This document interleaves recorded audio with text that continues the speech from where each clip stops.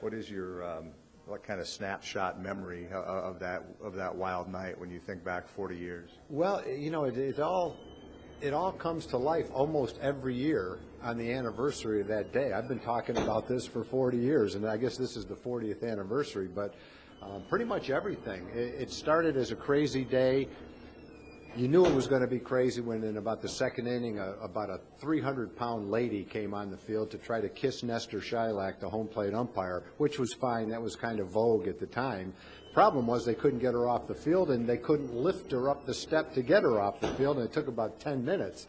A couple innings later, a father and a son jumped out, went to second base, and mooned everybody behind home plate, sprinted across center field, and jumped over the fence.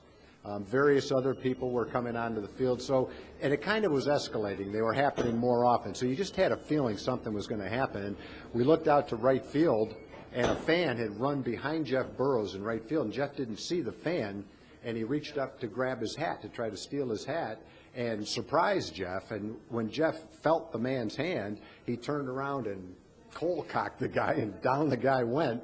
And that's when Billy Martin uttered the famous words, "Grab a bat, boys, let's go get him," which sounds funny now, but, you know, at the time, I was the designated hitter, but I did not grab a bat, but I ran out to the field with probably 10 or 12 players who did have bats.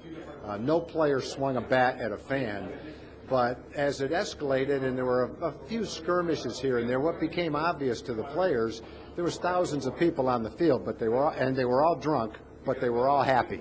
And as you reflect back on it, you think what could have happened if it was a drunk crowd and an angry crowd. It helped to have the Indians players out there. Gaylord Perry was out there to calm people down.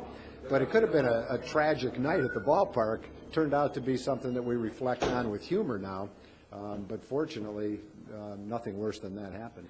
And you hit 2 home runs in the game, so that's what you remember most about. Yeah, well, I remember the joy of hitting 2 home runs in a game, which I didn't do very often. And then in the shower, after we forfeited the game, they forfeited the game. Jeff Burroughs came up to me and he said, "Hey, hang in there.